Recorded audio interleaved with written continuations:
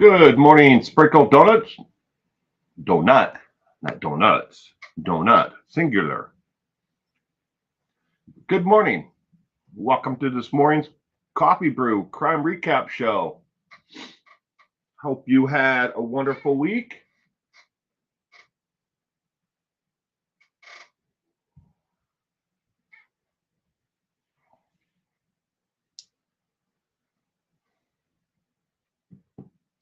Wendy O. Hi, if you're still here. I hope you had a wonderful week, Wendy. Samantha Mustard McDowell. Good afternoon, Samantha. Welcome to this morning's Coffee Brew. I trust that you had a wonderful week.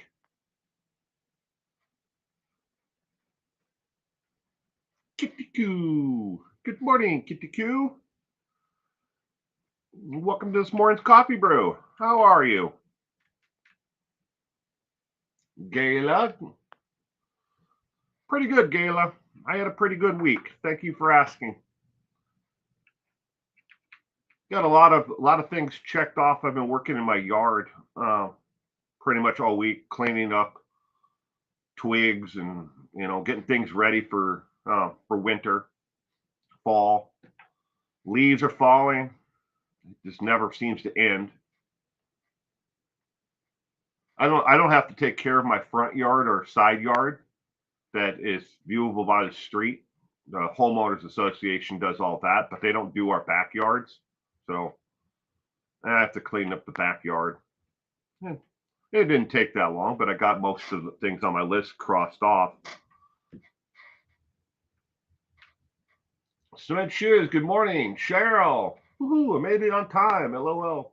Actually got the notice today. Wow, that's amazing right there that you got a notice.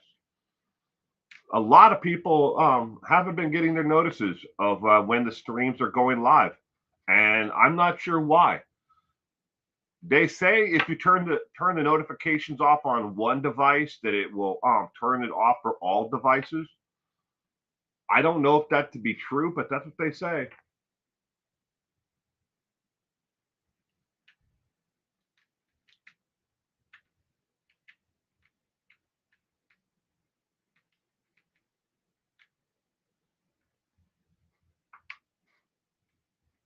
Give it another minute and a half here, and we'll get this party started.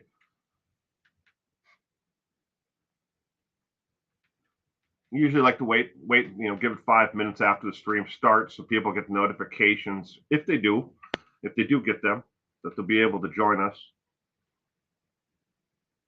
I went and took out notification and put them back in, and now I'm getting notified.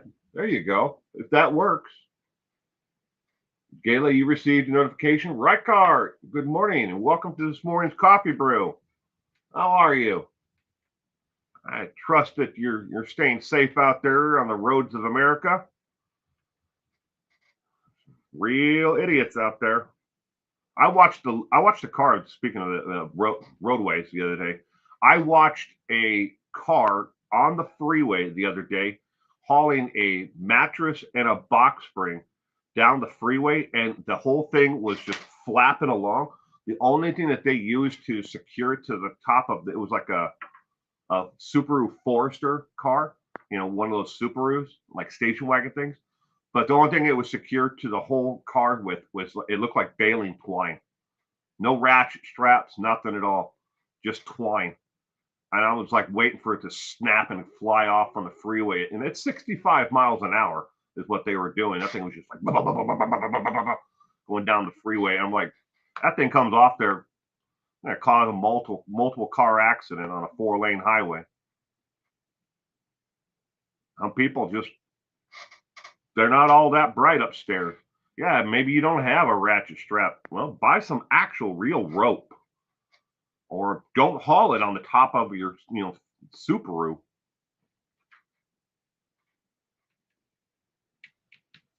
All right, let's get this party started, ladies and gentlemen. Saturday morning Coffee Brew Crime Recap Show. These are the cases that I have been following for the last. I'll get myself my little window here. Hold on. There we go. Hello. These are the cases that I've been following for the last 7 days, from October 1st through today, the 7th. And yes, one of the cases on here today, I actually it did an update on. The video will come out later today or tomorrow, before we do the trivia night. So it goes through the 1st to the 7th today. Like everything that you will see or hear on this channel, viewer discretion is strongly advised. The content that I make on this channel is not meant for all audiences. Some of the content that I make and release is definitely not made for those under the age of 18, and definitely not for those under the age of 13. If someone under the age of 13 is viewing this content on any of the platforms that I'm streaming to right now, all 6 of them, they are seeing this content only because they are logged in underneath a parental account or an account where they have lied about their ages. None of this content is marked for general audiences and is all restricted as to 18 years of age or older. So again, viewer discretion is strongly advised. The first one today is good old Lori Vallow Daybell. And yes, I use that name because that is how she is actually booked and incarcerated at this time. Lori Vallow has a new attorney. His name is Craig Durham. He has filed an amended appeal to her original appeal. Now, her first appeal was filed by her original legal team, and that's Archibald. But the amended appeal, he is now asking the Idaho Supreme Court to look at 16 different items from the case. Originally, the appeal was filed on 5 grounds. Now he wants them to look at 16. And the first number one thing that he wants to look at, was she even competent to stand trial in the first place? Because even though she went away to the state hospital and received what they called restorative care, was deemed able to aid in her own defense. Once she was set back, her legal team wanted her to go back again because she was being, well, basically a pain in her ass. Excuse me. But she was also unable to aid in her defense at one point.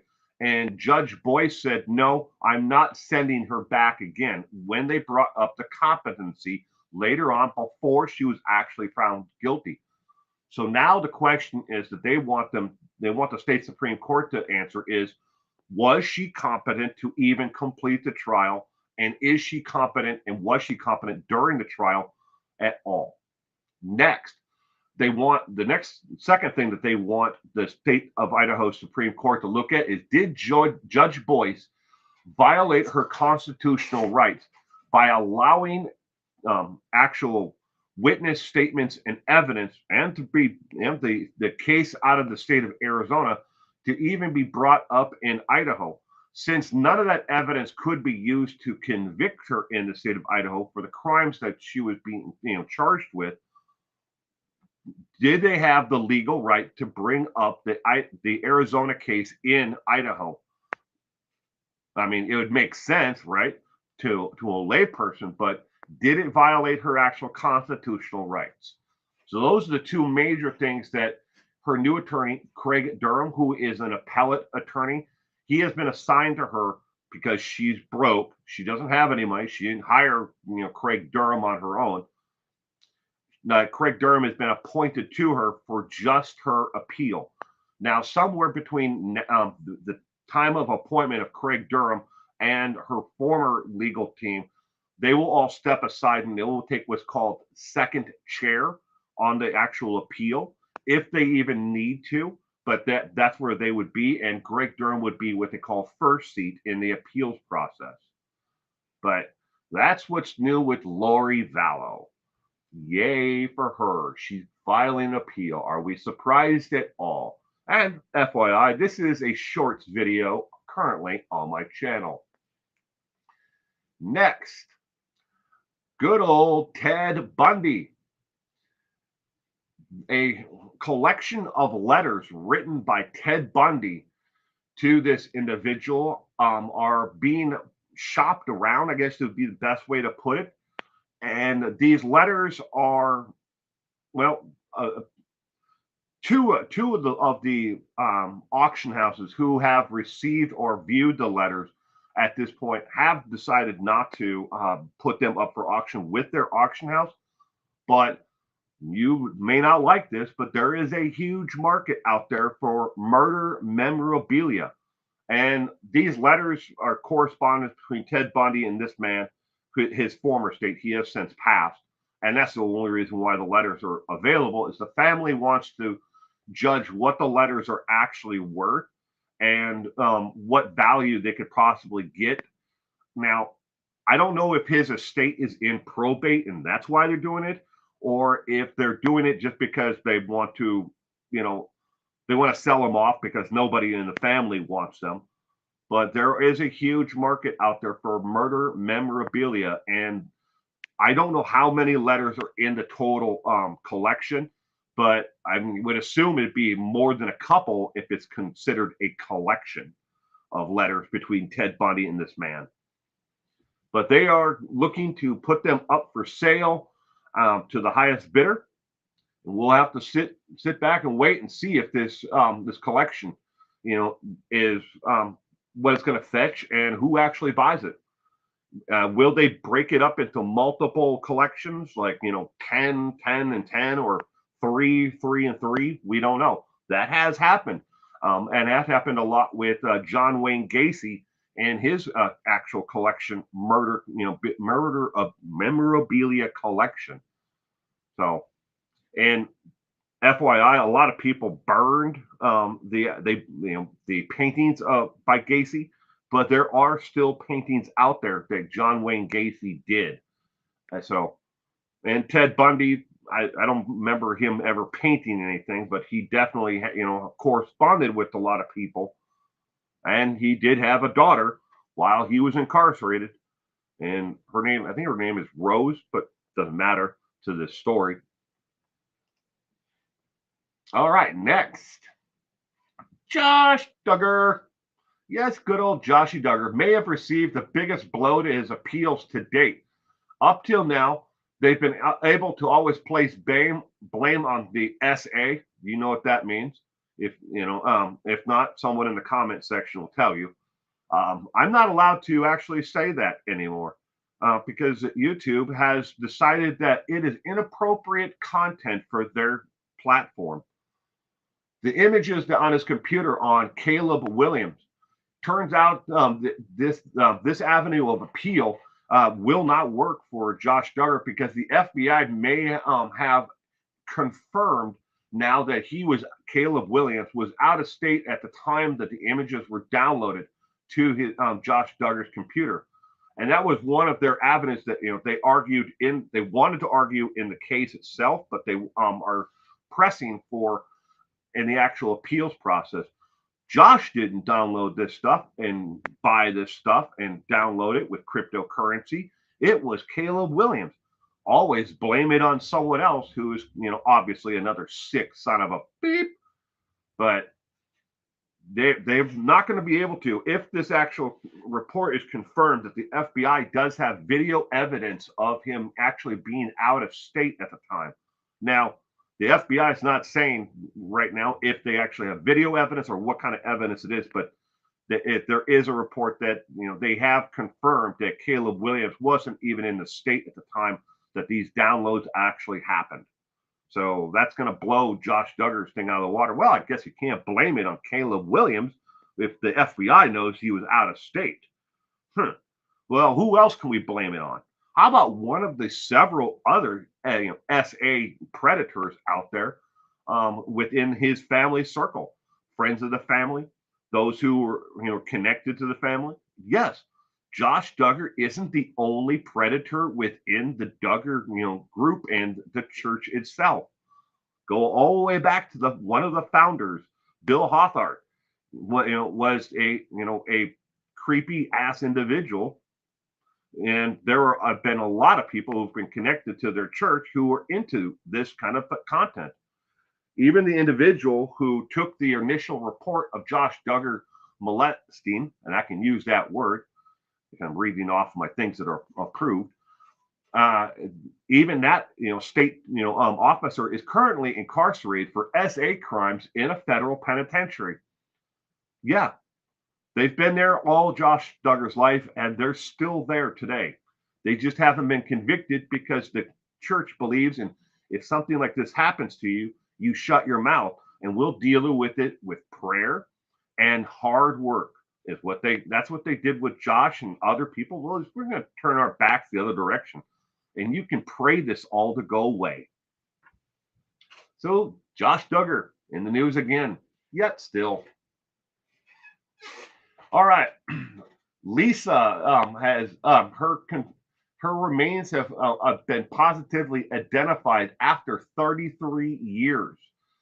If you have any information about this missing woman, you can contact the FBI, the NBI, which is the Nebraska Bureau of Investigation, or the GBI, which is the Georgia Bureau of Investigation.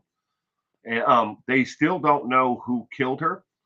Just to give you a brief background on what happened in this case, in case you're not familiar with it. 1990, her remains were found in a ditch alongside of the road.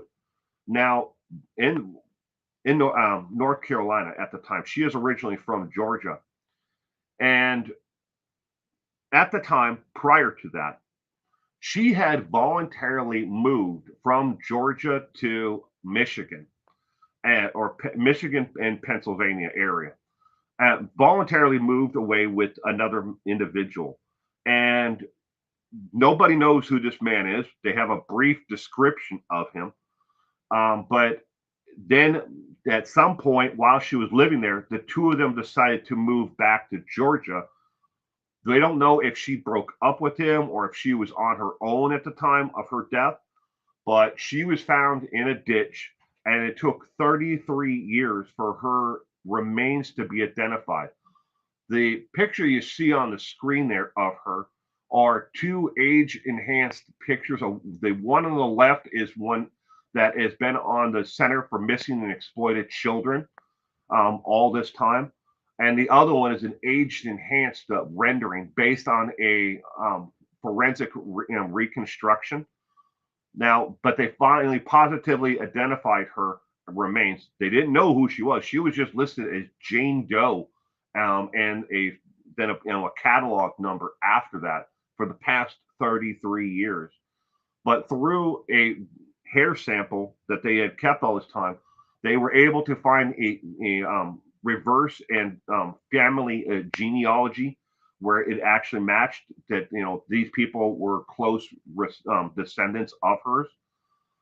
If you can have any information about this, and I know it's a long shot, but this happened in the summer of 1990. You can call 1-800 FBI, and you can leave a tip, and you can remain anonymous. Now, a brief description of the individual who she was with, that she voluntarily left Georgia with and went to Michigan, Pennsylvania area, and then was moving back to Georgia with. He is described as a white male. In the 1990s, he was in his early to mid 20s at the time, approximately 160, 175 pounds is the basic weight. He was known to wear it, from brief descriptions of the individual, a hat, a cowboy hat, or a western hat, a ball cap, like baseball cap, with a farm implement company name on it. This is all the description that they have. They don't have a height on him, but or any other vehicle description. But if you can add in anything to help in the FBI, NBI, or the GBI, you can call the 1-800 call FBI and leave a tip. This is a cold case that is obviously for 33 years they didn't even know who this victim was, other than she was dumped in outside of a small town on a desolate highway road in the ditch. But at least now the family has some closure because they now know what happened to their loved one. Next. Oh, Jared Lasic is back into my radar again. His X profile, X is the formerly known as Twitter. Pictures have a lot of pictures have been deleted from his X profile, and over 100 posts have been deleted this past week. These are profile pictures that he posted himself, not where other people tagged him in the photos.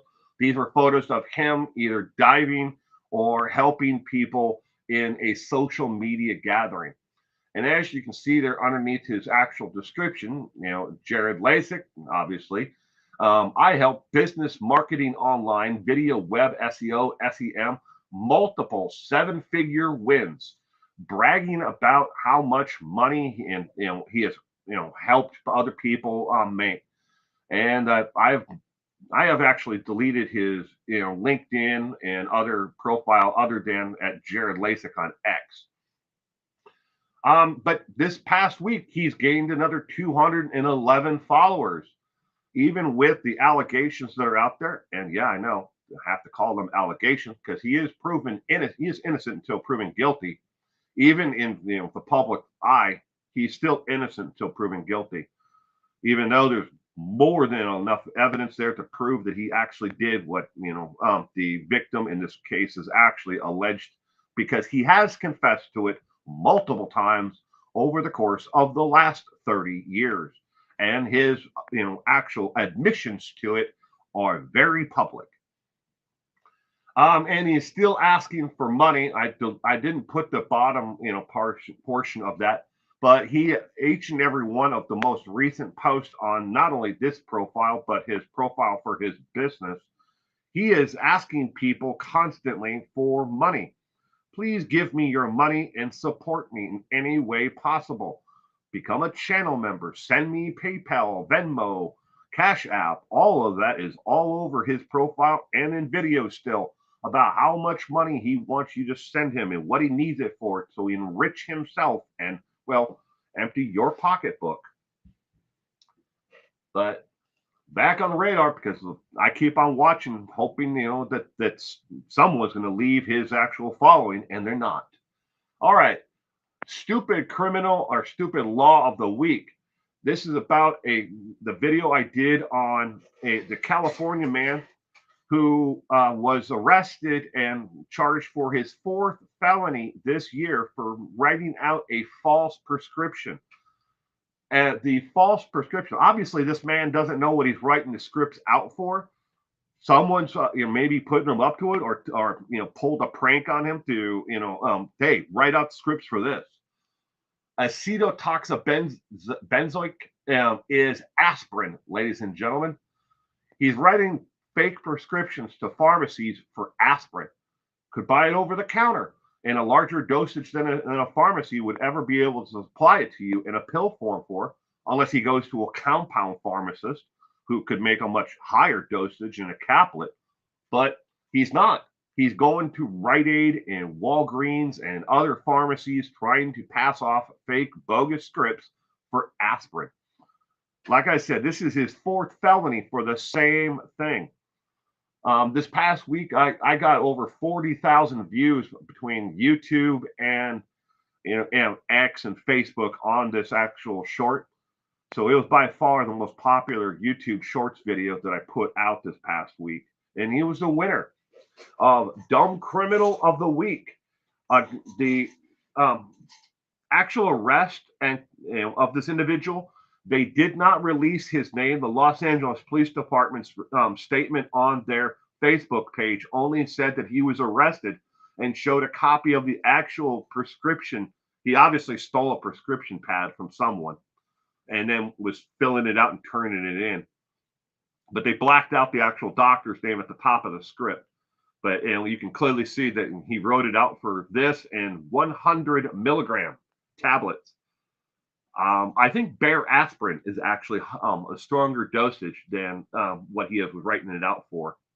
So 100 milligrams, that'd be Not a low dose, because a low dose would be 50 to 75 milligram tablets. But he's an idiot, and he's been arrested now 4 times, caught, arrested, and then released. Because well, that's what we love, especially in areas. It's a revolving door. All right, next. Positive news of the week. The new feature that I've added to the Crime Recap show. I'm going to add a positive story each and every week, because if we just keep on reading and covering the negatives in this world, you're going to think that the whole world is gone to shit.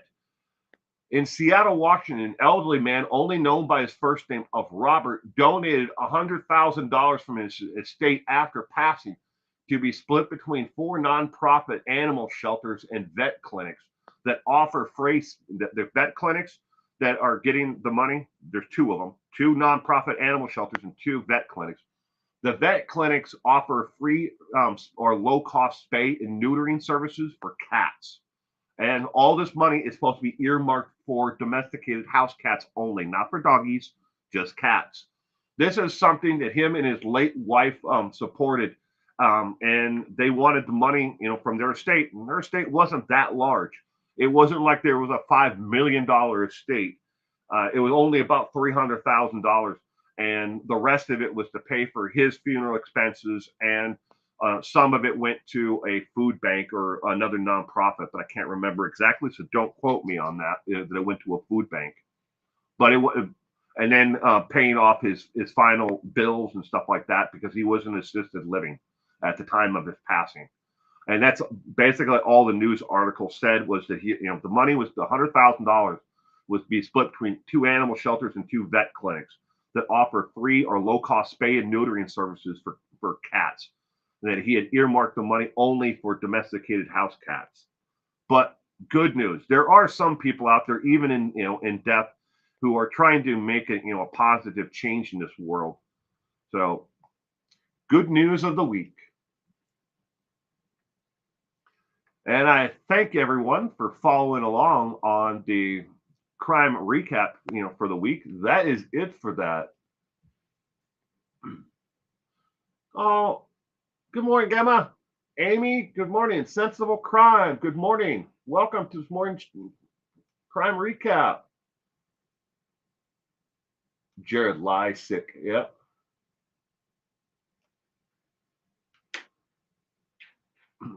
It's amazing, and when it comes to DNA, they're making, people think, well, look, we got DNA, and we've come to the maximum threshold.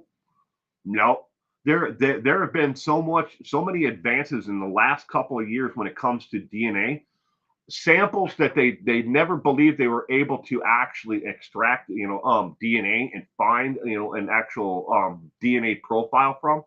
That smaller and smaller amounts. They've gotten better at being able to extract DNA from everything. We used to think that, well, you couldn't get it from certain bones or certain teeth or hair.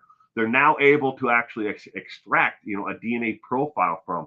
So even in the last couple of years, they've made advances in that. And another area of DNA, that has helped a lot is you, me, and everybody else out there who have been doing these ancestry trees, 23andMe, and who have been making a profile out there so they are able to find a familial DNA and match to some of these cold cases, so they can actually put a name to it. And it's then sparked DNA, through that aspect, helping to close a lot of cold cases, within the last couple of years. In particular, they're able to put a name to a lot of these victims. And there's hope, because there are still victims of John Wayne Gacy, and William Bowden, and his sick group, of individuals, in Texas. They're able to put find DNA now and actually find out who, a familial DNA is to another family member who's still out there. Okay, we can trace this to this group of people. We know their ancestry. We know, approximately who they are and where they came from in the world. And then they can narrow it down, and then they find a familial DNA, and they can actually put a name to that victim. So there are no more unnamed victims of serial killers out there as long as they have something to extract DNA from. And of course, the advancements in DNA to be able to extract that DNA. So with DNA, we're helping close a lot of cases out there. And you and everybody else out there who's ever done an ancestry tree, or there's several different companies, but 23andMe is by far probably the number two or number one out there.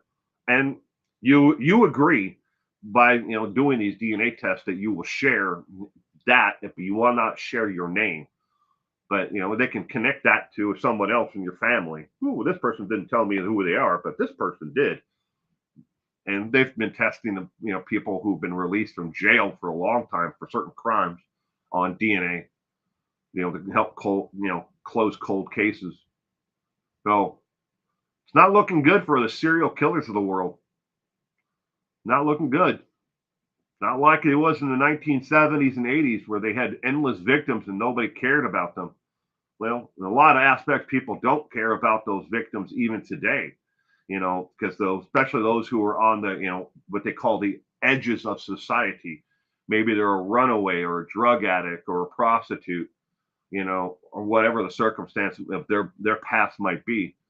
Now they can actually, connect them and put a name to them, and we can learn the backstories, who they are.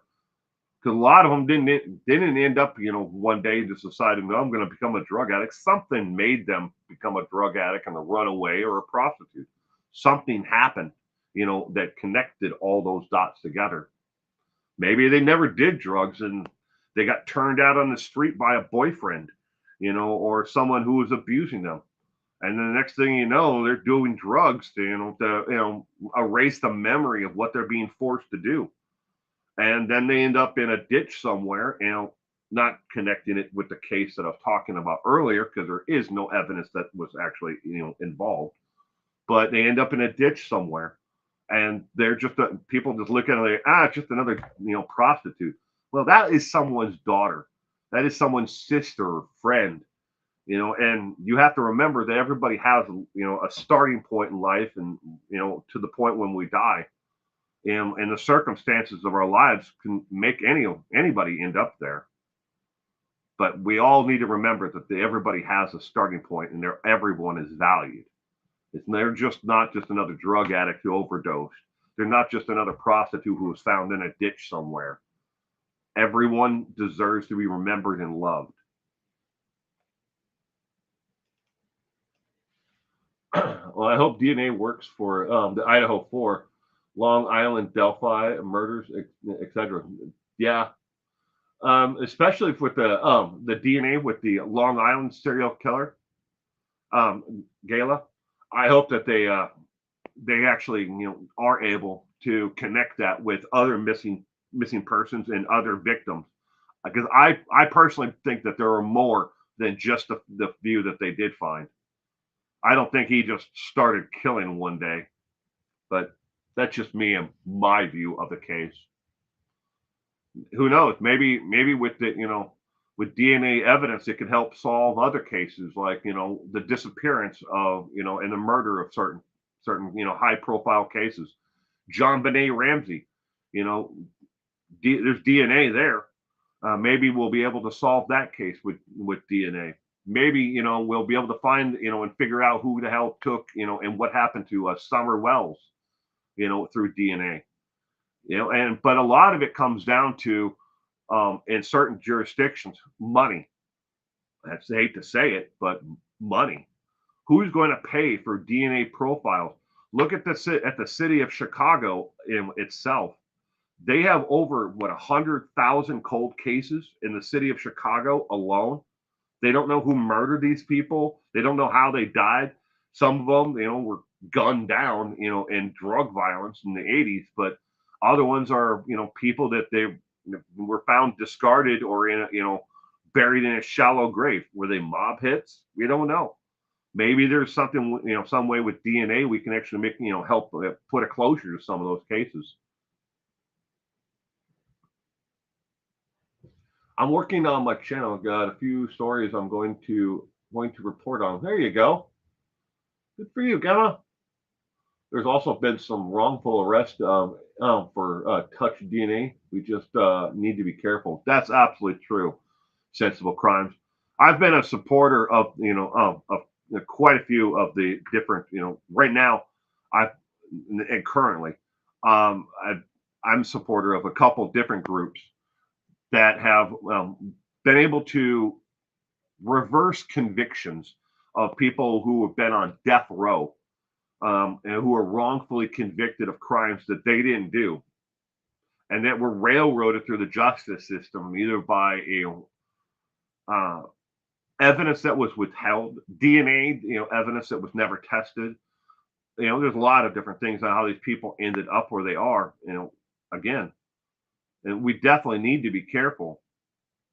Everybody has a very unique DNA. Was it 1 in 17 trillion of a chance that your DNA is anywhere close to anyone who lives in your geographic location? And even if you have an identical twin, you don't have the exact same profile, you know. But as time it has actually progressed, it's gotten a lot better. You know, hell, we used to believe in bite mark evidence, and we used to believe in, blood type, evidence was able to convict. Hey, this person has AB blood. It must have been them. We've come so far, in the last, I don't know, 30 years, 40 years. And look where we are today.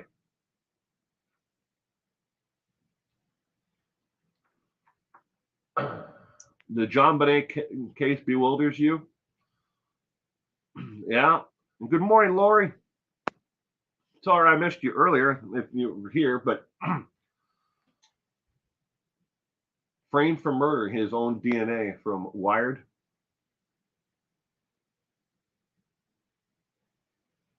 By his own DNA. Wired. That was a TV show, right? I think I remember that. I think my daughter used to watch it. I think she bought like the DVDs or something of it. Well, thank you for being such a big autism and disability community supporter. Gemma, uh, you're welcome. But that's part of my life. I don't think it. Well, but even before my son was born, me and my wife have always, volunteered with different organizations that have been, there to help people with disabilities. And somebody has to look out for them. I'm not patting myself on the back for what I do. It's just my life, and particularly now with my son, I have to support. I have to be there, and I have to make sure that a positive image gets out there of those who have disabilities and barriers to education and to work, and barriers to existing within society, and society needs to change their views on how people are perceived who have disabilities. But there's no need to really thank me because this is just who we are. We're always going to support those who have less. And there are a lot of people out there who are they never seek the spotlight. They help in the background. They do everything they can to help. And there are a lot of groups and organizations like that out there. Just wish that that someone would shine the focus on them. But they don't want their names out there. They just want to be in the background. So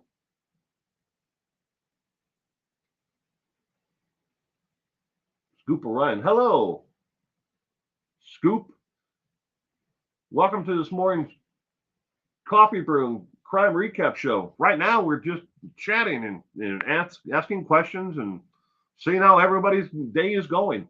Well, I think you need to be better appreciated, in my opinion, and thoughts as a friend. Don't thank you again. I appreciate it.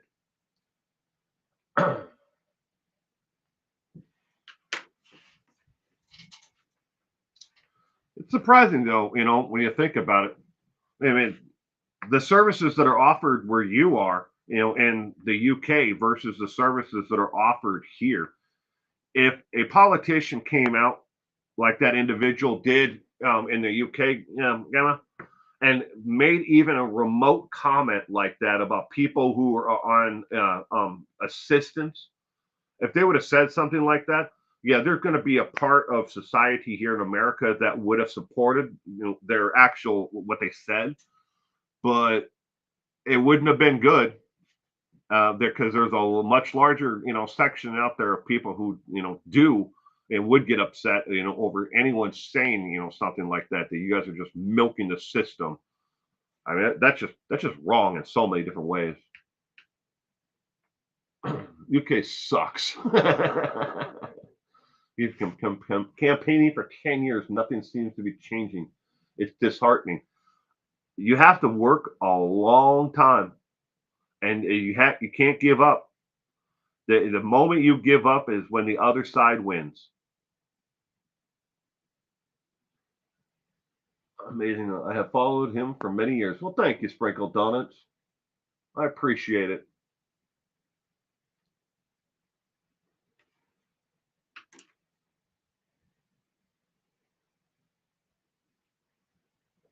Unique and interesting to watch. Love your sarcasm too.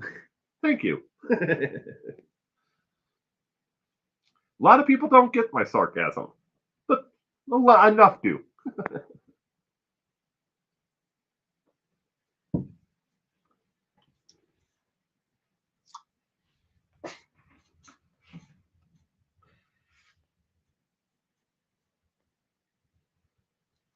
Wired is an online newspaper kind of thing. Oh, might be a show too. Okay. Well, Wired magazine. Oh, and I know I'm familiar with Wired, the online magazine. And they actually have a print version. So let me make sure I'm absolutely clear about that. They do have a print version that's on newsstands. But Wired, wasn't it a show about a man who was wrongfully convicted? I'm gonna Google it.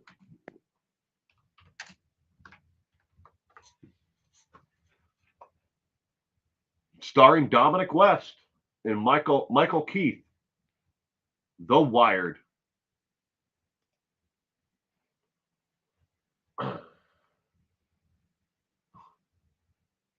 The American crime drama television series created and primarily written by the authors of former police reporter David Simon.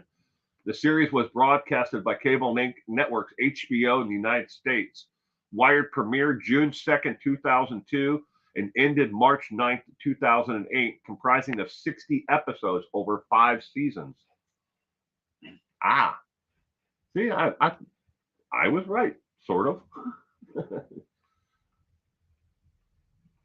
At least I was remembering. Yeah, I was like, huh, for some reason it sounded like a TV show that my daughter used to watch. Sprinkled Donuts. I Google everything. Isn't Google's great, but you have to be careful about what you actually Google. I have two devices that I use. So right here in my studio, I have two different towers. One tower computer is just for doing streaming, and videos on, and the other one is just for doing research on. If you're not careful, just using Google or Bing or whatever search engine you prefer, Safari or whatever, I don't care. All right. Some of the content that you search can be limited or cherry picked, I guess you could say. So the other computer that I use for research, is I every day I wipe the cookies, the cache, everything from it. So if you leave your without deleting your cookies or cache, Google and all these other AI driven search engines now will predict what you're actually looking for. And then at the top, they actually will give you a breakdown of what you're looking for without actually going to a web page. And you have to dig deeper in, to find the information. Like you can get two computers side by side. One you're looking for, Josh Duggar's actual PDF of his trial, and the other one, be doing the same search, and you'll find it on one, and you won't find it on the other. It'll come up as like the top search results, and the other one where you don't find it all, it's because it's buried on page 5. And who wants to search through 5 different pages of search results? It's the world we live in now. It takes a lot of work to try to find, the actual real news, and the real information about cases versus what's been spread on social media and what's been cut down to, for time for, the evening news. Here's your 17 seconds on this, and here we have a reporter, Dick Froman, out on the scene. Okay, what does Dick Froman know besides he has a microphone and a camera? Where's the real journalism in that? They ain't gonna put anything on their website that's in more depth. They just tell you to tune in tonight at 10 or 6 or whatever. Sarcasm is Therapy. The female jail deputies wrote a book titled 100 Ways to Use a Tampon. I've seen a lot of different examples of that, Gala. Everything from hair curlers to um, on. There are a lot of different uses.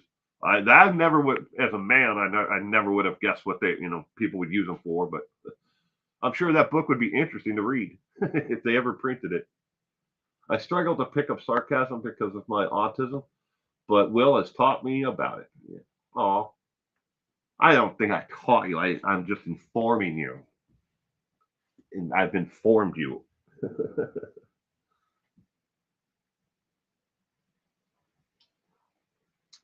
Focus on the lighter side of life.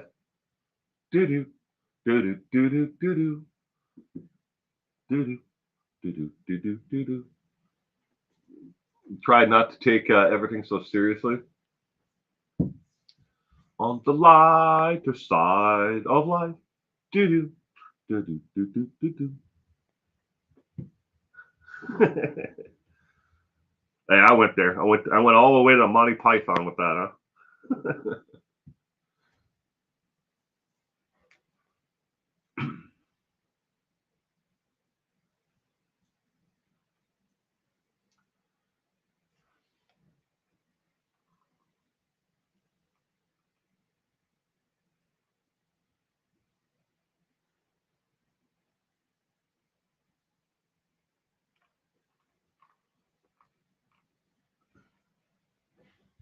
Thought of the Pink Panther tune. Yeah, Monty Python. Uh, was it the Flying Circus? It wasn't on Spamalot, was it? I have to get up the record album and see.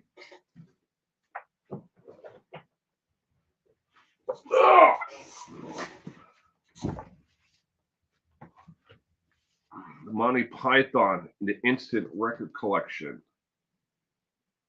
Nope, it's not on. See? Monty Python. Is it on Flying Circus? Television. Interviews, visitor. Nope, not on Flying Circus. It's on one of these. I know it is.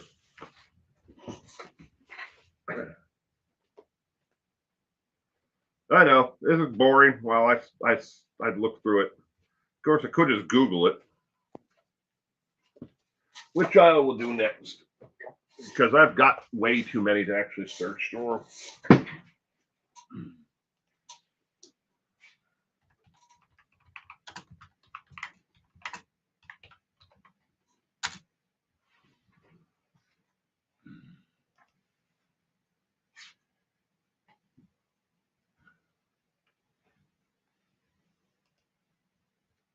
Some things in life are bad. They can really make you mad. Other things just make you swear and curse when you're chewing on life's gristle. Don't grumble and give a whistle, and this will help you help things turn out for the best. And always look on the brighter side of life. Do do do do do do do. Always look on the brighter side of life. Do do do do do do do do. It always seems jolly rotten. There's something you've forgotten, and that to laugh and smile and dance and sing. When you feel in the dumps, don't be silly chumps. Just purse your lips and whistle. That's the thing, and always look on the brighter side of life. Doo doo doo doo doo doo doo doo. It is Monty Python. Ow! Ah, dropped my. Mike Stevens, good morning. Life of Brian. Is that on Life of Brian? I didn't even look. Long song.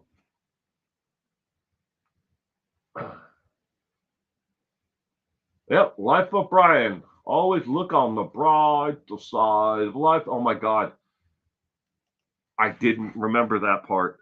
That's the song that they sang while they were being crucifix. Were hanging on the crucifixions, on the crosses. I didn't remember that part. Me and my wife have always loved Monty Python. Will, it's my birthday on Wednesday upcoming. I know. I have it right here. Thank you. Thank you for the reminder, Gemma. Are you going to do a live stream that day? I hope so. Even if it's for a short period, I hope to catch it. Mike, Gemma, I'll be 36 in December again. My mother-in-law always goes, "Oh, I was 18 when your wife was born. 18 plus 18. Yeah, I'm somewhere after that." She'll never tell you what her real age is. I mean, I know what it is, but when someone asks her how old she is, she always is like, "Well, I was 18 when Crystal was born, plus 18. Yeah, so I'm somewhere in there." But happy birthday! Yeah, yes, of course. Yes, I'm at 11 p.m. My time, which is 3 p.m. your time. Okay. I had to step out a little bit, guys, but I'm back. All right, right, Cart. Mike. Oh, she's speaking to Mike. Mike, Gemma will be 35. Yeah, I remember 35. Not very well anymore, but I remember when I was 35.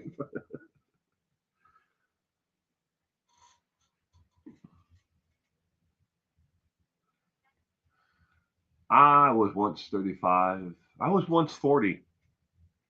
Hell, I was once 50.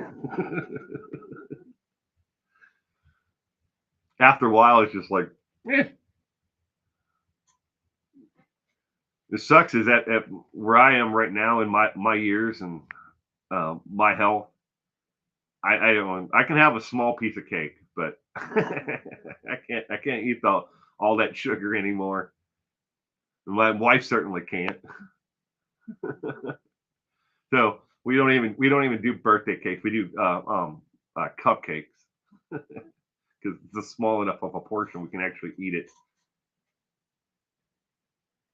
Gala Christmas tree. Ooh, to be 35 again. Wouldn't that be nice? I didn't think you were 35 yet, Sprinkle Donuts. Oh, to be 53 again. Doll, just a number, ladies and gentlemen, just a number. Every day that I wake up on this side of the flowers, I'm doing good. I'm not kidding. That's the way I really look at life. And today is just another opportunity to make someone's day, to make my world a better place. You have to look at it that way. Break it down to the smallest things in life if you have to. I've been there in my life where everything was going to complete shit. Didn't have two nickels to rub together, but I had a goal, and I have to take it and break it down day by day, how to improve my life and how to make it better. And now that I'm to this point in my life where everything overall is going, good. I mean, it could be better. I could have another 72,000 subscribers on YouTube so I can get some stupid plaque to put on the wall.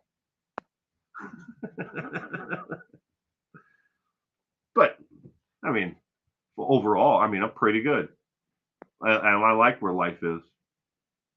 Oh, got you can make help. You can help someone make someone's day. Sometimes you just don't know. All you just saying good morning to someone, holding the door open for them, could positively change someone's day, and then it just snowballs from there. And helping make their day. Maybe it makes their week. Maybe it makes their year. Just doing something simple and free. It feels like my 30s have gone so quickly, Will. They do. They go by quick. You have known me since my early 20s. Where has that gone? Right? I mean, I look at it this way. Gamma, geez, my daughter is 25. I was like, what? I'm like, where'd that 25 years go? How? My son is 7. And just think, all those years that I've known you, that's how much, a part of my life you've been. It's just like, it just goes by like that. Where do all the years go? They go by in a life, in a snap of a finger. Today my son is, eating strawberries and, watching cartoons. Tomorrow he's asking for the car keys and my credit card. Although he did try to steal my money yesterday. He did get $1 from me, which he put underneath his pillow in his bedroom. It's the cutest thing. So he was at side story. So my son was in the backyard playing the other day, and he has these what do they call them, like clay bombs, or they're basically a little satchel bag that they put chalk in, and kids can throw them on the ground, and they go, and there's a cloud of like chalk dust.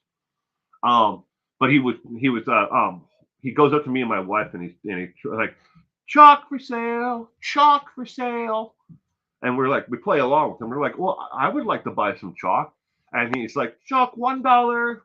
No, I didn't have $1 on me at that time. So the only thing I had on me was a $10 bill. So I'm like, can you make change? And he's like, yeah. So I hand him the $10 bill. He hands me a chalk ball, and then he runs into the house. He stole my money. But later on, I exchanged the 10 out for 1. And then last night when I was reading him stories, he walked over to his hamper and pulled out his jeans and got the $1 out, and he put it underneath his pillow. All the little things in life, right? Your nephew will be 11 in February. I'm like, wow, I'm old. Your oldest grandson is 25. Yeah, me and my wife didn't have children until we were later in life. I guess you could call it. But we love where we are. Wouldn't trade a day of it for anything. The ups and downs of raising children and life, we all go through them. It's how you look in your perspective towards it all.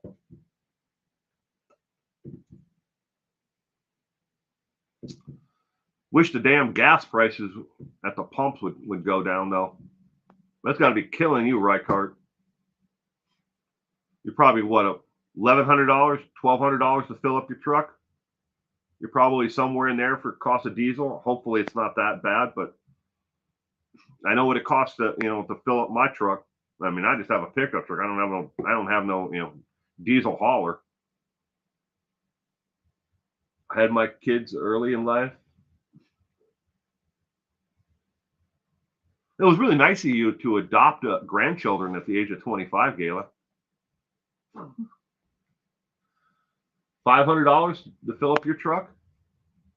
Damn, you getting some cheap gas prices. Oh, here, gas is $5.40, $5.50 a gallon. Oh,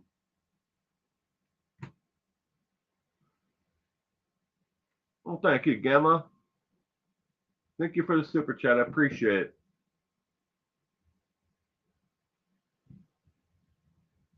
$2.98 there where you are, Kitty Q? I gotta go where the hell you guys are. You're down like the Tennessee, isn't it? Down that way? Damn. Well, the reason why I guessed at $1,100, $1,000 to fill up your truck, right card, is my friend who recently passed away. We had to take her Class C motorhome over and fill it up with gas before, and me and my friends, we took it over along with her daughter to a local RV place to be sold on consignment. Really nice Class C motorhome, but it was $1,100 to fill that son of a thing up from almost empty. Now, I mean, it's like, oh, forget that. And obviously diesel, but not regular gas. I just checked Murphy's USA. I'm right around Fort Collins, Kentucky. Oh, okay. Well, I kind of had an idea in my head of like geographic location, like Kentucky. Nearly $6 a gallon in California. Yeah, we're 540. We're not that much cheaper up here in Washington State. And it depends upon where you go, on 90, going towards Seattle, there's places along the way where it gets a hell of a lot more expensive. You think it'd get cheaper the closer you get to the coast, but we were up in Idaho about a month ago, and we were paying almost $6 a gallon up there. But but then I have to preface that with we were in a rural area. That, they're way off the major highway where our property is. Depends on where you're at. Yeah. Governor is supposed to be working on getting it reduced. Hopefully he does. Yeah, here where I am in Washington State, when it comes to gas prices, on a gallon of gas, 72 cents of that price is just in taxes. That's taxes. That no one, doesn't matter where you live, not state income taxes or somebody from like Oregon or wherever they may not have a state income tax or sales tax or whatever, can get away from. Everybody pays that, and it's called a tax, but it goes to support criminal justice, the courthouses, and things like that. And it's a tax that they've added to the price of gasoline. Like here we have locally where I live, we pay 5 cents on every gallon that is added to the price of gasoline. That is just to pay for the remodel and expansion of our justice center. They added another floor. So now it's 5 floors, and there is a mental health unit, and then there's the ISIS, the detention and immigration, detention center, and then 3 floors of just inmates. That's just men. The women is another side of the whole system itself. But that's 5 cents just locally that we pay in taxes on gasoline every gallon. 5 cents, and I think that goes through to 2027 until that bond is paid off. But by then, does anybody even know if they take it off? It's like my property taxes. I never see that my property taxes go down after a school bond has been paid for. I mean, it just stays the same or goes higher. So my dad usually fill up his work van for around 120. Gas in the Bay Area, California, is close to $7 a gallon. Yikes! Diesel here in the UK is 198.9. Is that P? Is that pence? I don't know what P stands for. Tell you the truth, Gamma and everybody out there, I'm terrible when it comes to, for some reason in my mind, I still think about the pound sterling, the euro. I mean, all that stuff is confusing to me. We're at 349 here in Michigan near Traverse City. Did I pronounce that? Traverse, like the car? My wife has a Traverse, a Chevy Traverse. California governor just signed a law for fast food workers must be paid a minimum of $20 an hour starting in January. Can I tell somebody about that? Tell you guys something about that really irks me when it comes to minimum wage and what they pay minimum wage workers at a McDonald's or wherever they may be.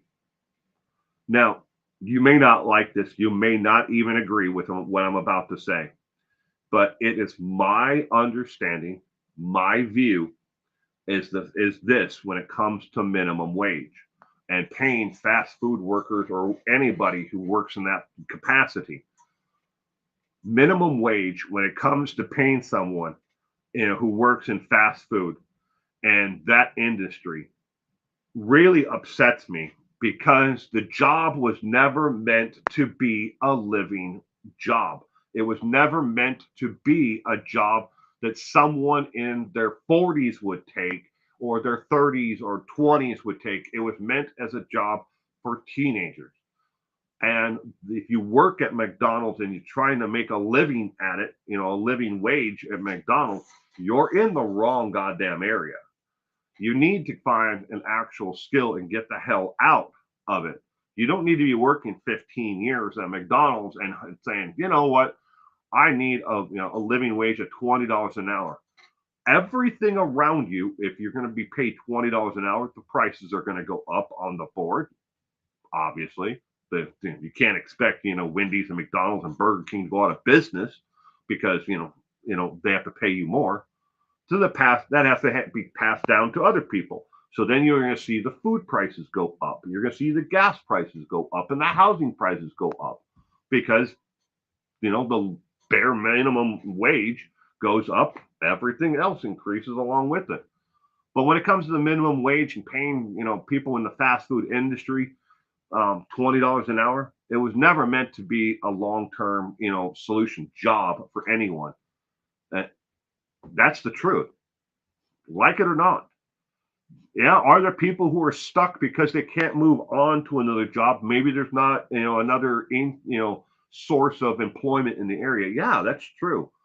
But at the same time, we got people who work at Walmart, and Target stores, and Lowe's and Home Depot.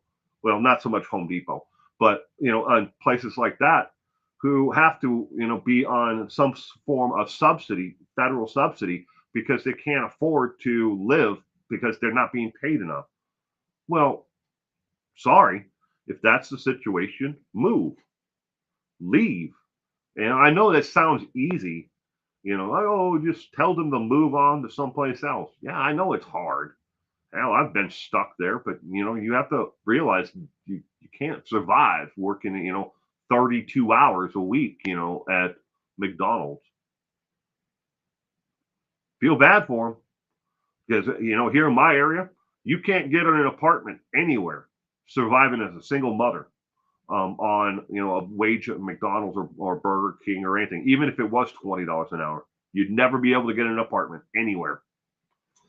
The average apartment around here, where in my city, goes for about $900, $980 a month. That's just the apartment. That's not counting utilities or food or transportation. You can't survive working, and being a single parent in a home. And that's the reason why the property, rents are so high is because the city and the people they're pushing the poorer out. I didn't do it. I didn't make them do it.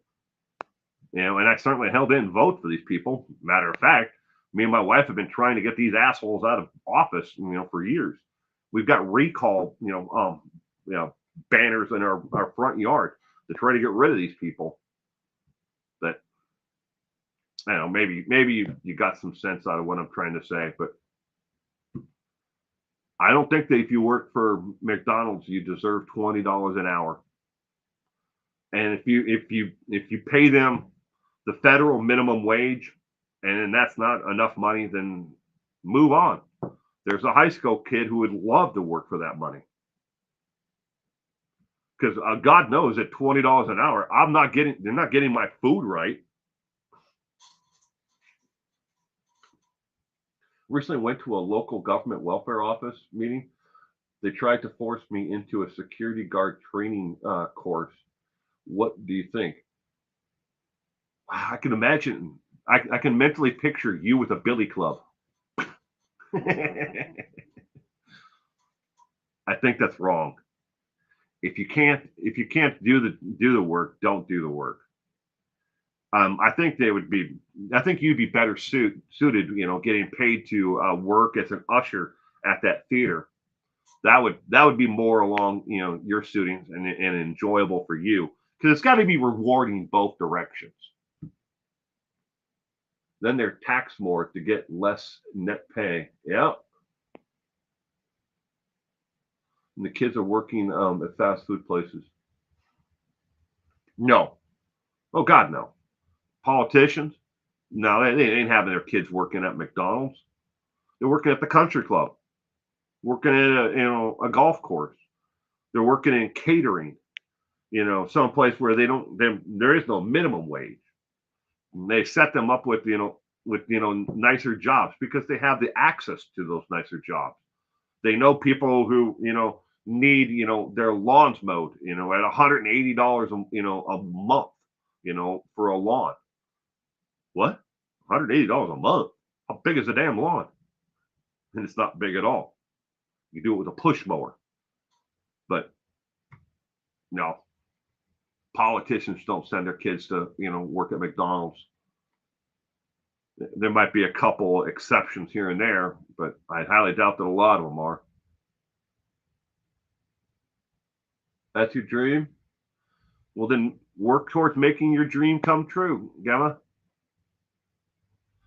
Your dream will never come true unless you work towards it. Network, find somebody within the your community who can get your foot in the door. You can volunteer like you did before. Volunteer to do it, and network.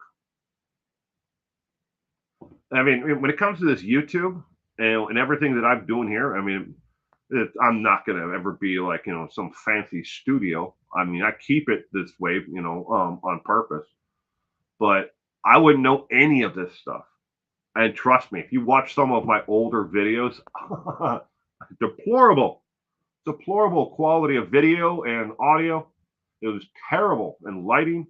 I didn't know any of this. I networked with people. I talked to them. Hey, what do you think? What's the best thing to do on a low budget? And then I set everything up on a low budget. And then as time has gone by, I've slowly increased the money and rolled as I made money. I don't make much money at this. And rolled it back into the quality, better lighting, better sound, better microphones, better cameras. It's all I had a goal, and I couldn't meet that goal off the bat. So I networked and talked to people until I could get myself to the point where I am today, and learning new things, learning editing, everything. I could tell people I'm an analog man living in a digital world. I was never meant to be on this side of the camera looking at people and talking to them. That was never meant to be. Who else, in their 50s, do you know is starting a YouTube channel with no experience at computers at all? I had early on, I had asked my daughter just how to log into YouTube. I didn't know how to do that. How do you even start a channel? They say you just post a video, but I mean, hell, some of my earlier videos, nobody ever watched them because I didn't know what I was doing. So I networked with people and I found some mentors who could help me along the way. It took a while, took about 2 years, to finally, find some people who really wanted, to help and were, up for the 3 o'clock in the morning email. Hey, I can't get this file to open. What am I doing wrong? I want to import this file. What do I do? I still don't know everything, and I hope that I never do. It's a learning experience, just like life. Nobody, was born, on day one and knew how to walk. We all had to learn how to crawl. We all had to, take our tumbles, and then we learned to walk. And then now that we get older, we're reverting back the opposite direction. We're learning how to walk again. That's what I did to my arm, by the way. I fell while working in the yard the other day. Jenny Ron, good morning.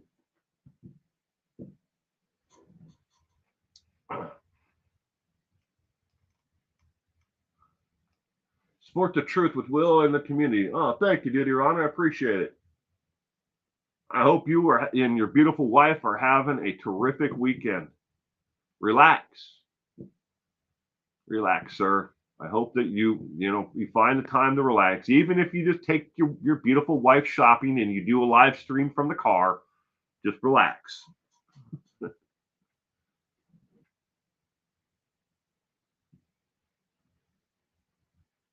Becoming successful in life. Wish you good luck. Oh, thank you, Gayla.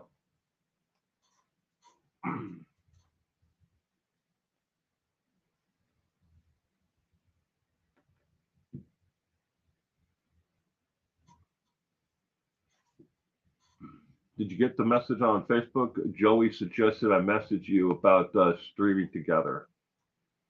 It's a rainy day in New York, hanging at home. There you go. Hanging out, relax.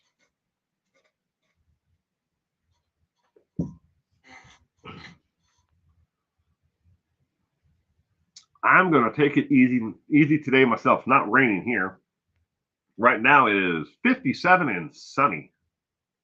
I'm just going to kick back and relax today. Read.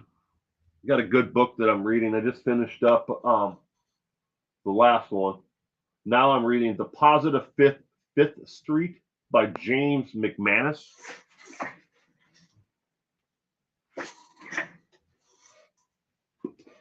This is what I'm reading right now. James McManus, The Positively Fifth Street.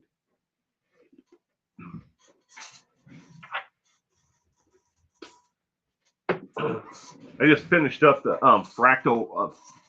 fractal geometry. No, it's not in here. I'm gonna sit back and read. Do nothing today. I'm gonna make a whole picture of sun tea.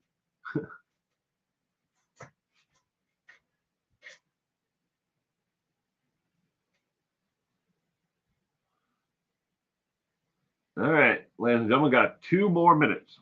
G. 2 more minutes, and I'm gonna have to wrap this up. I thank everyone for being here today. I hope that you all have a terrific weekend. And don't forget, tomorrow night, 4 p.m. Pacific Daylight Time. Pacific Standard Time, whichever one you want to go by. We play trivia tomorrow night. Tomorrow, all the trivia questions are on Mark David Chapman. In case you're not familiar with Mark David Chapman and his crazy ass mind and being, he is the man who killed John Lennon, shot John Lennon in the back in front of his apartment in New York, the Dakota apartment complex. Shot him in the back and killed him. But all the trivia questions are about Mark David Chapman tomorrow night on the trivia. I hope you can join us. Everyone is welcome to join along in case you're just listening and you're not in the actual comment section. But if you can't, you can always watch it and rewind here on my channel afterwards. But in the meantime, everyone, please have a safe, happy weekend. I'll see you again soon. Bye, everyone.